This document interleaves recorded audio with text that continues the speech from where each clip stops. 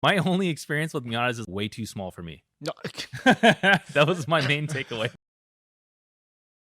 May 20th, 2021. Long time, you guys. Welcome back. Welcome back, us. We are doing an Instagram live. This is Ezekiel from Annex Suspension. And this is Grant with Annex Suspension. It's a late live. No kidding. Late at night and also late notice. Late because it's been a long time. Yeah. Yeah, no heads up for you guys. Yeah. Oh, Rob misses you guys too. We miss you too, Rob. And then Sergio has our CSP EG Civic setup and says, I will install them soon. Awesome. All right. So why don't we do a recap about where we've been since last time? How long has it been? When do you think is the last time we've done this? Somebody in the comments, when's the last time we did a live? Pre-Thanksgiving? Dude, I honestly can't even tell you. This year has been such a blur. Yeah, I mean, we're almost halfway through the year. So no kidding. Somebody sent us hearts. So we just, we missed doing this with you guys. And we really just wanted to, find ways to get back and kind of connect with you guys as well. Just going to share what we've been learning and what we've been experiencing here. And we can start off with what are the major things that have happened in the last, I don't know how many months since we've done a live stream. Yeah. So before we recap, 886 Joshi notices, a Miata. So we have a NA Miata that we're doing R&D on, and you guys stick around because we're going to talk about what's special about this NA Miata in relation to Annex. Oh, last summer when I was jogging, listening to your lives. So I guess before Thanksgiving. Gosh. Yeah. So almost a year. Yeah. Almost a year since the last time we've done a live. Damn. Okay. So you, would you like to start out? What have been some recap items to go over since last summer? Well, I mean, although we haven't really been doing live streams, quite a bit has changed on our end. We expanded our shop space. Thanks again for your guys' support. But we now have a couple units and we have a larger R&D center. We've got a few lifts here. We've got a larger team. There's just a lot of general improvements in our workflow. Thanks a lot to you guys for all the support. And we spent a lot of time designing stuff, in-house and just working on more and more improvements to the internal parts of the shock absorbers. So for example, there's ever since day one, we've just been trying to do our best to reduce the tolerances in the parts and just make things as precise. And there is more and more sophistication going into these internal parts, on a day-by-day basis. And it's pretty exciting to see, how much things are changing over the last, just couple years, and the improvements that we've been able to get in terms of, consistency and general performance. Also, ride quality is improving even more now. A lot of really exciting stuff on the R&D side. I was going to say we've made so many new hires because so many tasks have to be so specialized now. Mm-hmm. Yeah, it amazes me what some of these guys do, especially for our internally drawn parts. Yeah. Yeah, I mean that's kind of the fun of it is finding areas that we can improve and sitting down at the CAD computer and just drawing up stuff and just seeing where it'll take us. And I think, it's been pretty cool because I think there's other people that are recognizing what we're doing here, right? I can't talk about it too much, but, we do have an OEM deal where we build shocks for another company right now. And that's been really exciting too. But a lot of that's just because of, just the hard work that's been going into it. And, people are starting to recognize that. So it's been really cool. As part of a follow-up to our recap, Aderon916. I remember you said you wanted Evo coilers. What happened to that, man? Anyway, your question is, how much has COVID impacted you? So how do you want to answer that? A lot. Our entire team basically changed, right? We had a completely different set of staff that was here before COVID, and a lot of the team members left for safety reasons. So. Or we told them to go home because of safety reasons. Yeah. So there was a period in time where it was just Ezekiel, myself, and our friend Jeff doing Annex on our own.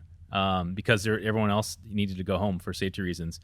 So it was pretty rough. I remember we were kind of sitting down like, dude, what are we gonna do? How are we gonna do all this, right? And it was pretty brutal. But we stuck at it. We implemented a bunch of really crazy cleaning procedures here. Things getting wiped down. All kinds of things to just try to be as safe as we can while we're still trying to keep the company progressing. And luckily we survived, right? And a lot of companies did not. So I feel really fortunate that we were able to make it through that, because there were some times where we weren't sure, like, what was going to happen with the market and what people are going to do during these COVID times. I mean, forget the market, even just like ourselves and our just family, right? Exactly. Like, yeah. Are we going to live or not? Yeah, it was pretty scary for sure. But I mean, surprisingly, we still stayed busy though. Like people were still ordering suspension from us, and we had to find ways to be more productive with less staff. And so we worked a lot on our operational procedures and just trying to get things to be as efficient as possible and just have as little waste as possible. So that's probably been the biggest focus during this during this last year, is just really heightening our efficiency, because we had to. We didn't have any extra. We couldn't waste anything basically. I think the other part of how COVID has impacted us is all the supply chain delays that every single company has been facing. So yeah, fortunately, I've been able to get some sleep because we've caught up since then. So I mean, order now because we're ready to build orders right now. But yeah, it was definitely a struggle. Like I specifically remember between Thanksgiving and January, I was about to cry every day because of all the supply chain delays we were having. Yeah, it was pretty brutal. I mean, even our local anodizer had shut down for a while, for because of COVID, and we couldn't get things anodized. And also just like springs and other things that we import. You guys are probably well aware, but there have been massive like container shortages and shipping delays. I think everyone's heard about the Suez Canal incident. So yeah, it's just been nuts. So we did get to a point where we had quite a few back orders, and it was really stressful for us, like just seeing those orders pile up, and like we could build shocks, but we're missing like other components that we needed to finish the coilovers, and it was quite stressful. But like Ezekiel said, we finally are have just about caught up now, and that's definitely a relief. Yeah, no kidding. Let's see. Anything else you want to recap on? There's more. Through this process, I kind of want to talk about TRD series. Oh, great. Yeah. TRD series is new for 2021. Yeah. I don't know if you guys have heard of TRD series, but they it's an organization that is basically all Toyota, and it's time attack, and it's across various tracks in California. And like I said, it's Toyota focused. And it's really cool because they have a point system where they will assign various points based on what kind of Toyota, what generation you have, and also what kind of modifications are in there. And obviously we're Toyota enthusiasts, so they have recently expanded to have a NorCal division. So there's TRD Series NorCal. Our friends Joe McGuigan and Tony Rodriguez are helping to run that. It's been super cool. I haven't been able to get out there myself, but we're supporting it as a. Sorry, I haven't been able to drive my car there myself yet, but I do plan to in the future. And we're supporting the event. We have a contingency program now, so if you are even just running an Annex sticker, you can get like money back at the end of the year. If you're running Annex and you're winning, you can get even more money back at the end of the year.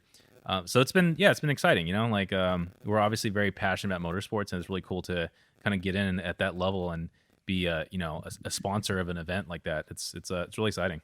And if you guys have a Toyota, you should definitely look into doing TRD series. It's super fun. I can talk a little more about that. I was going through the rules, and I'm like, okay, 86. I wonder where this is going to stack up. And I noticed that. So I have an 86 with a 7 AGE with a 20 valve head, and I noticed that they're even not only did they have 86 in the rules with a certain amount of points, but they also had a penalty for 86s with beams engines and 7 AGEs. So it was granular enough because these guys are Toyota enthusiasts that they know basically, like how many points to take away from very, very niche and specific swaps. So I thought it was really cool. Well, I mean, this is a pretty important one because we want to talk about the Miata, right? Oh, I Yeah. did skip over various drivers. Yeah. Yeah, Yeah. the sponsored drivers announcements. Would you like to talk about our drivers? Okay, so we've been really proud of our current sponsored drivers, and you mean two of our biggest drivers, Josh Garcia, Josh Iroku, and also Nick Steniford with the S2000. A big happy shock to me this year was the announcement of our newest sponsored driver who's gonna come aboard Team Annex. I almost don't want to say his name. Like I'm not worthy to say his name. It's Jackie Ding, you guys. I think anyone that's in the motorsport community knows what a character Jackie is and all that he's accomplished, and what an awesome team he has. Right? I mean, we've talked about some of his crew members and how professional they are about how they go about their business. And we have a lot of respect for Jackie. I think he's just doing great things, and he's also making the sport of time trialing really entertaining, which I think can be kind of difficult sometimes, right? I was gonna mention, plus all that, he's pretty good driver too. Pretty good, right? Oh, he's an amazing driver. Jack's an amazing driver. I mean, that's a given. But yeah, I really appreciate what he brings to the sport in terms of just like character and just entertainment. Well, we've got this Miata here. Should we talk about it? Yeah. So, the star of the show right behind us. Why don't we talk about this NA Miata? Yeah. So I mean, we've been getting asked to do the Miata NA or NB, even some NC requests for a while now, and it's kind of been a little bit on the back burner because we just figured there's a lot of suspension companies that are catering to Miatas, and so that would be our usual default response is like hey, yeah, like we know the cars are interesting, but it's a little bit lower on our priority list. However, all of last year we kept on getting requests for having an NA Miata application. So there was an opportunity where we had a local customer that picked up a very stock Miata, which is right behind us, and we jumped on it. We just figured like, hey, you know what? We'd love to R&D some Fast Red Pros on your car and get to know the chassis better. And yeah, it's been pretty interesting. I don't have very much Miata experience. What about yourself, Ezekiel? 0. Sorry, my only experience with Miatas is like driving other people's Miatas, like in the canyons and stuff like that, and even that was like pretty sparse. But I do remember those cars being very light on their feet and way too small for me. No. That was my main takeaway. So yeah, I mean, so I kind of put that.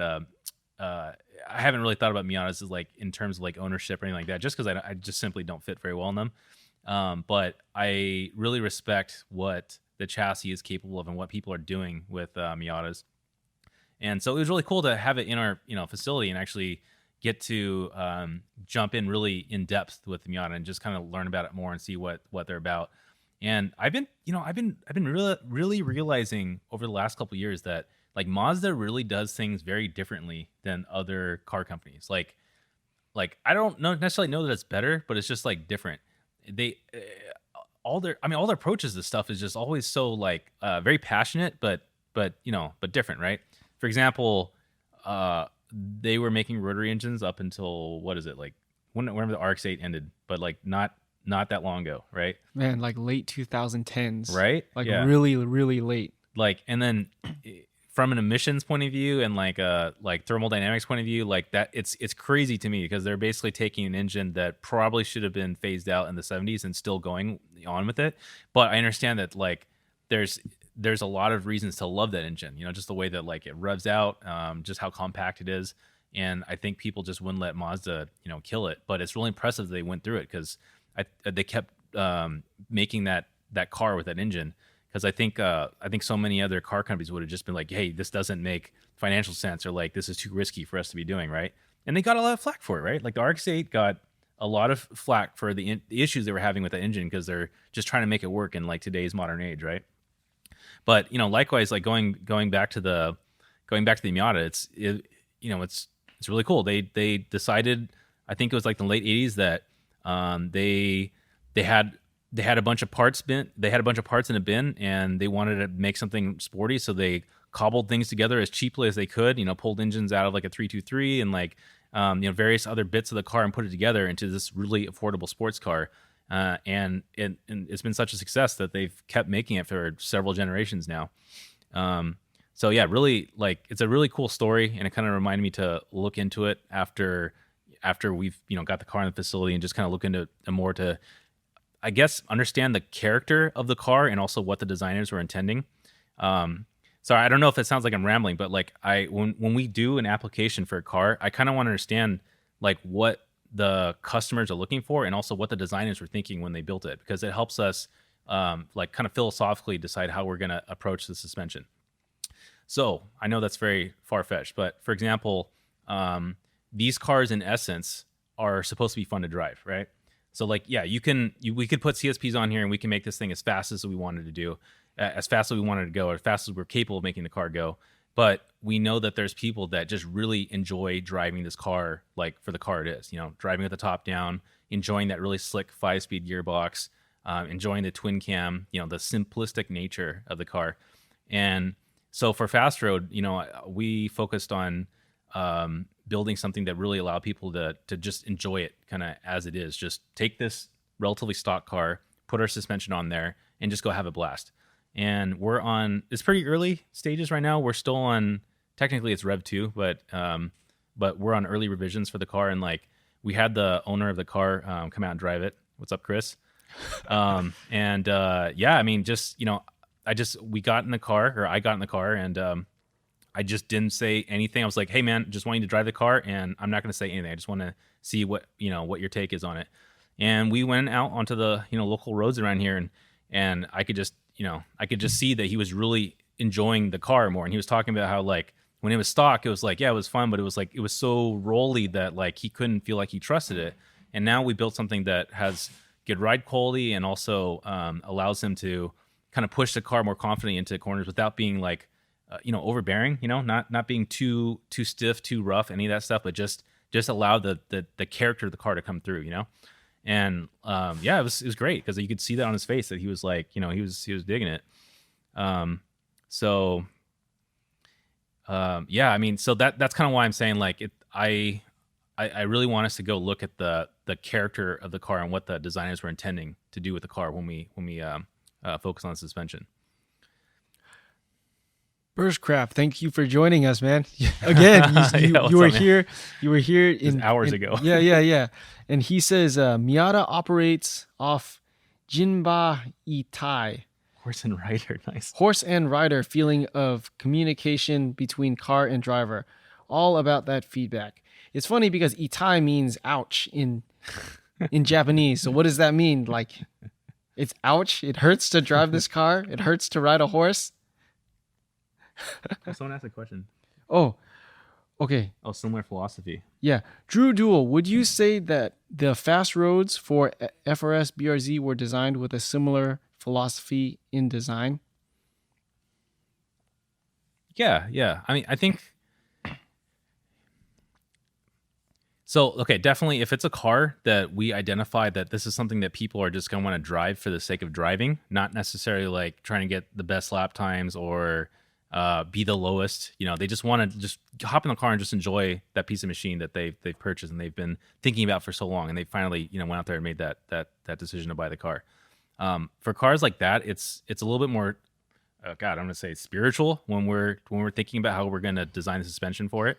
And now that's a contrast to, let's say, a sedan like a WRX, also a very fun car. But it has a different requirement, right? The WRX, you need to be able to possibly take other family members around in the car, and so like we still want the car to be as fun to drive as possible, but we're gonna focus a little bit more on like rear rider seat comfort, right? So it's no longer just about the driver; it's also a little bit about the passengers too. So that's kind of where it differentiates a bit for fast roads. And for those of you guys that aren't as familiar, fast road is our product that's more focused for people that are driving in the canyons, and they want to go to work. Everyone wants to go to work, I hope, but they drive to work, but they have their car that they want to enjoy in the canyons as well. And they might go to autocross, they might go to some track days, but the real focus is just enjoying the car. And that's in contrast to our racing line called Club Spec Pro, which is it's more focused on winning races, just doing whatever we can to get that car to go around the track as quickly as possible. I typically think of fast road pros as I want my car to perform when I want it, and I want it to be comfortable when I want it, and I don't want to compromise either one. Yeah, I think that's a very good way to sum it up. Well, I mean, Ezekiel, you worked on this Miata. Was there anything that's stuck out to you? No kidding, man. I'm tired as hell from from doing so much work on this Miata, and I mean that's just like testament to how much like R&D, physical R&D labor and time goes into every application. So I mean, we get a lot of questions about, do you carry this car's application? Do you carry that car? And the reason we don't carry the Spectrum is because we physically have to have it here and put the work in to produce a product that we know will perform and that we are proud of, right? Is designed to, the customer in mind. We're not just releasing a product just to, get that application out on the market. Yeah, I mean, we're working on some video content for this, so we'll explain more about our physical R&D process on the car. But this is very different from, let's say, a coilover company that's going to take like a shock absorber from a manufacturer and then just make sure it fits and change the spring rates and then call it a day. Like the level of detail that we have to go into is very, very different. But we'll probably say that for the video, right? Yeah. So look forward to the YouTube video on the R&D process of this NA Miata. One part that we covered in that video that I'm still like really intrigued about is actually the motion ratio. So as part of the R&D process for every car, we measure the motion ratio of each individual wheel. So how did that end up? I'm asking because I still don't quite understand it. Yeah, in a nutshell, the motion ratio is how much the shock is moving relative to the wheel and tire. And that's really important because a spring, let's say there's a car with a strut where the wheel is very close to the mounting point is very close to the wheel, and so that the wheel and tire goes up just about as fast as the shock absorber itself. That car essentially is going to need a much lower spring rate than a car with a higher motion ratio, such as the Miata.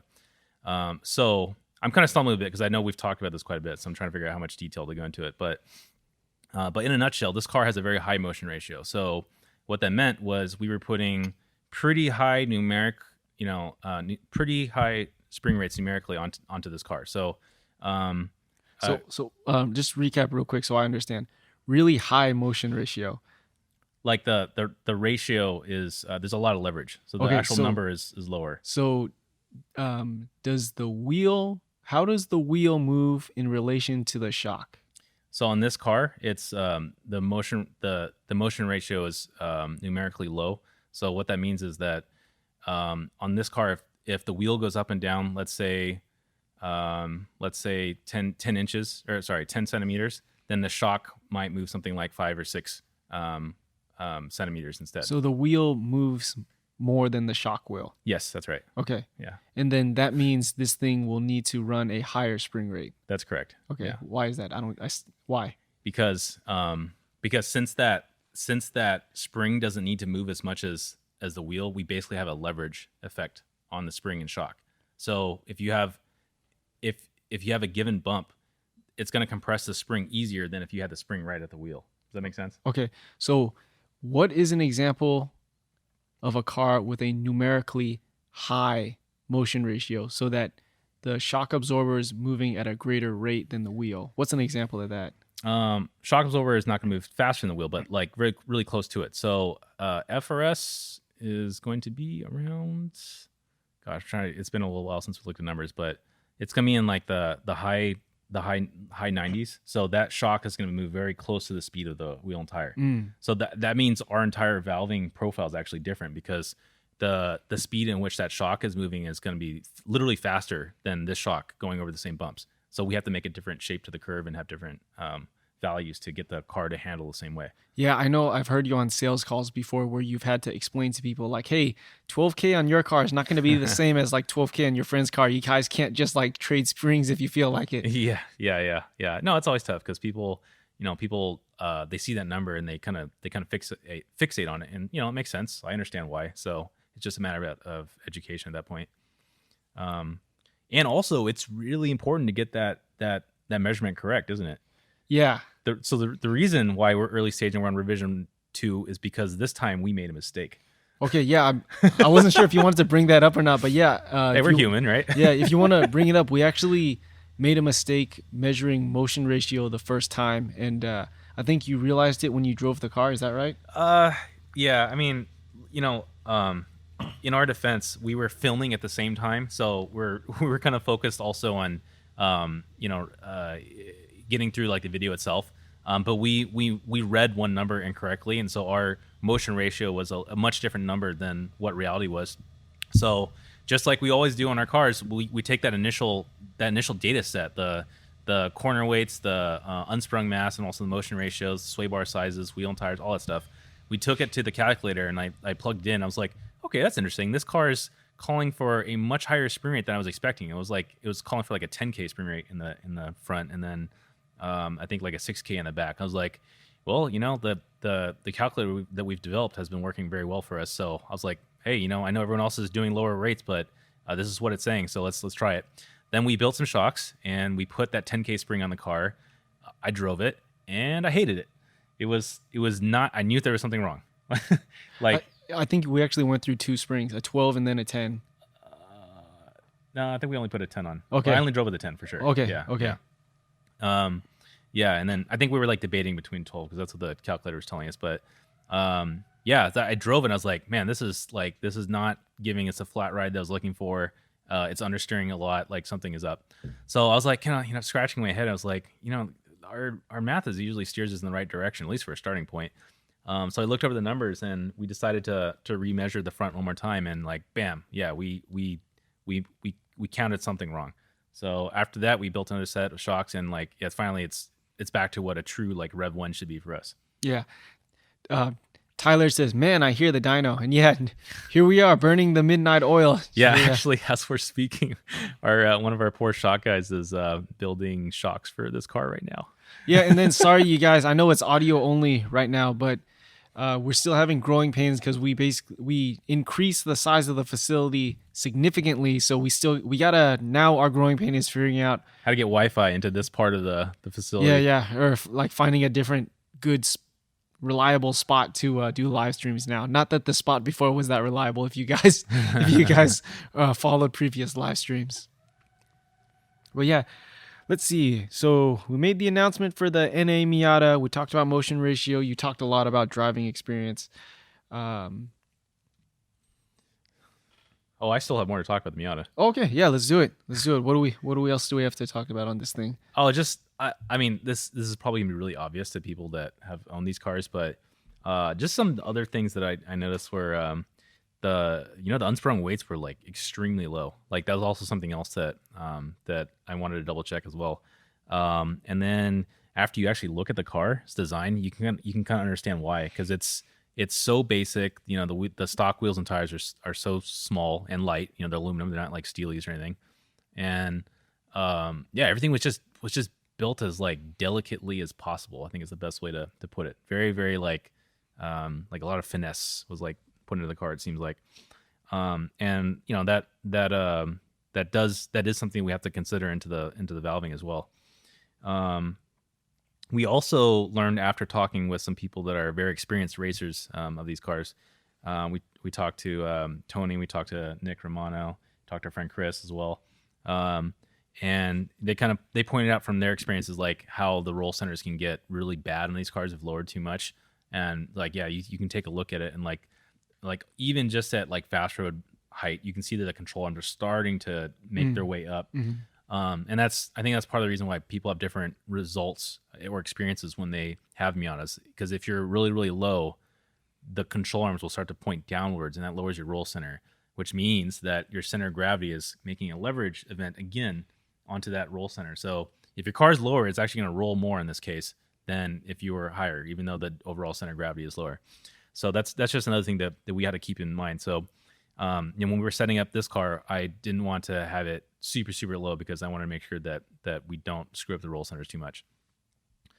Um, the other thing that I was really surprised by was how little chassis rigidity there is on this car. So it was actually pretty difficult to kind of suss out the initial valving because there was so much goddamn cowl shake. Yeah, I think that's interesting. You always think about Miata as a rigid chassis, but then Chris Van from the Annex team talked about that's why he doesn't really like these things in like stockish trim. It's like once they're modified, I bet you like cage and stuff, that he was like, yeah, once I put a cage in it, I could really feel the suspension actually start to move now. And like it really makes you appreciate the Honda SC1000 once again, because that's a convertible, but it doesn't feel like this. Oh yeah, I like really common for S2K. People say like a strut bar is actually hurts the car because it's added weight. The car actually doesn't need strut bars. Yeah. But yeah, no, this kind of reminded me of like driving my dad's like 1970s Fiat Spiders when there was just like no chassis rigidity at all. So this is obviously a lot better than that, but because this is after we put coilovers on it. But you could just kind of feel like when you're going over like a pothole or some kind of like road undulation, you can just hear the whole kind of chassis shaking, and that makes it a little bit more difficult to feel the nuances of the valving that we're trying to build. So it's a new challenge. Every time we do a new car, there's some new challenge. Burstcraft says NA, NB are both wet noodles for rigidity. That's right. Yeah, I've heard the wet noodle term so many times after talking to people about these Miatas. Yeah, is there anything else you noticed? Well, first of all, I want to appreciate all you guys for bearing with us. I know it's audio only right now, but if you guys have questions, please shout something out. I know it's audio only, but the NA Miata is right behind us. So if you guys have any questions at all, please shout something out. One thing I wanted to mention that was tough during the R&D process was the bushing preload. Like, didn't somebody mention to you like these things have a lot of bushing preload? So it might. Ooh, that was the theory, because we have experienced that on the FC RX-7 and a little bit on the ND. Well, actually a lot on the ND, but so I came into this project expecting that we'd have a lot of issues with bushing preload, because for some reason some Mazdas just have like a ton of it, and that also kind of makes it really hard to measure too, because sometimes we need to essentially neutralize the bushing preload so we can get accurate results. And but yeah, we actually did well, you undid the control arm, and then we measured it with the bushings unbolted and also bolted in, so we could see the before and after results, and we measured that. Luckily, it wasn't too bad in this car, so that ended up not being an issue. I totally forgot about that because it seemed like a lot when I was working on the car. I was like, wow, this does have a lot of bushing preload, but it wasn't too bad, yeah.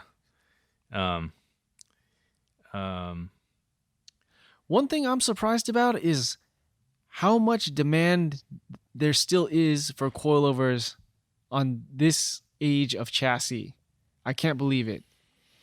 And for people who are not necessarily going to the track or racing these things either. So, these things, I'm just like the A86. I hear so many people like, oh, I used to get these for, less than $1,000, and now these are like climbing up in price. Talking about resale value, yeah. Yeah, so these unbelievably starting to get into that like classics or restoration market. Like, I absolutely can't believe it.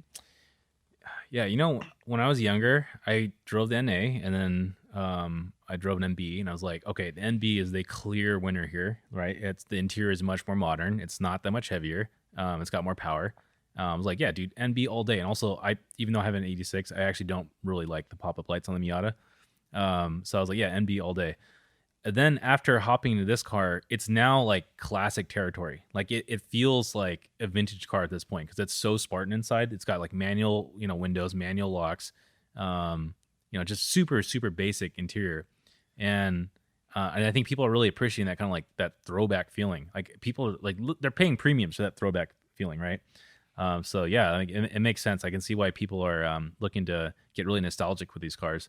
And that's also a reason why I thought it was important that we don't build something that's like for the hardcore racers, because there's so many hardcore racers for Miatas. Like there's so many race classes for Miatas too, But I'm thinking that we should kind of tap into a little bit of that, like that kind of market where people are starting to buy these because like hey, dude, that's a pretty cool like old classic car that looks like it'd be kind of fun to just cruise around in and have a fun time in. Yeah, I think of it. Yeah, makes me feel old to say, but the older I get, the more OEM plus I want. And a lot of the times, I think of Fast Road Pros as like an OEM plus. Like, I wish this was a little bit better. That's kind of what the Fast Road Pro feels, that gap, right? Where it's not this like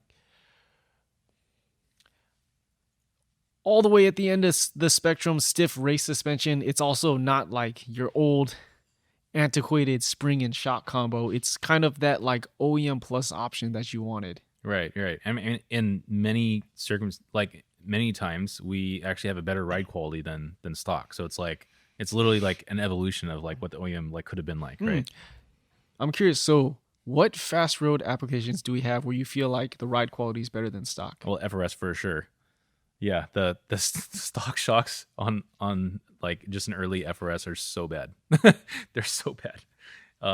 And I don't know if it was like a tuning philosophy or just like a budget constraint, but like it's very like laggy on rebound. It's harsh. It doesn't have very stiff spring rates. It still rolls a lot. Yeah, it's just not a very enjoyable experience. But I don't know if you've experienced, but the PP shocks are fantastic. Yeah, right? yeah. Like completely different, but Yeah. So like, we try to design our fast roads to feel more like the PP shocks or the performance package shocks for those of you guys that aren't GT86 fans. But yeah, that's a really clear example for me. Also, VA Subaru STI, those shocks are very harsh. Oh yeah. They almost feel like they hydraulically lock up when you hit a pothole. Yeah. We get a lot of requests for VA STI. Yeah.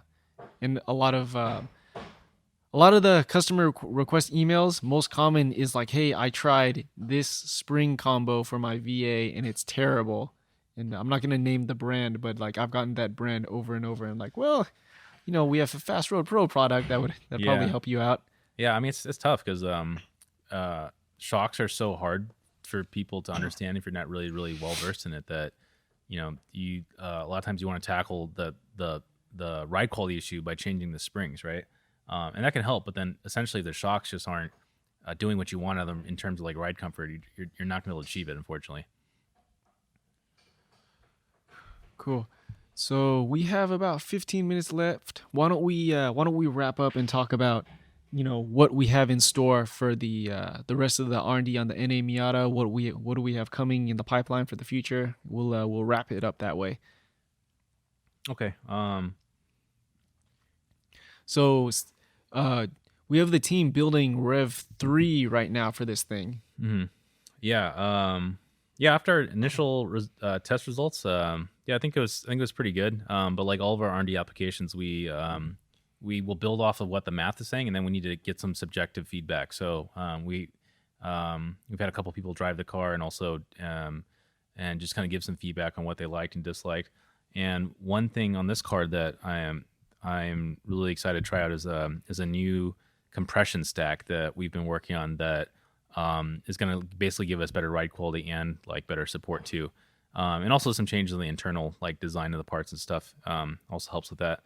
But so I'm basically looking to make this feel like even more compliant over the small stuff. So I think we're in the right place in terms of in terms of bump stop height tuning, spring rate tuning, how well the car absorbs like big hits.